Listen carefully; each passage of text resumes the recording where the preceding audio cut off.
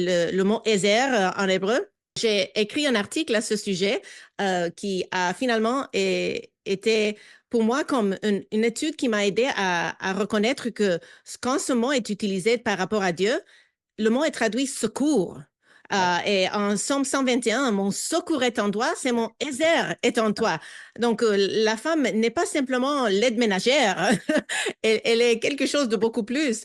Et puis, quand tu parlais de Proverbe 31, j'ai pensé à l'article à ce sujet aussi que j'ai écrit, qui finalement a fait partie du livre hors contexte.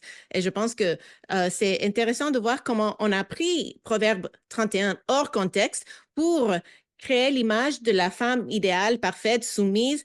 Mais on doit vraiment éliminer la moitié du livre de ce chapitre si on veut stéréotyper la femme, parce que cette femme avait une entreprise, cette femme était travailleuse et la description de sa force emploie des termes militaires. Donc, elle était léser de son mari, pas parce qu'elle disait oh, fais comme tu veux, moi je vais rester ici et je ne vais rien faire, mais plutôt parce qu'elle était de l'avant pour contribuer au bien de sa maisonnée et à la gloire de Dieu.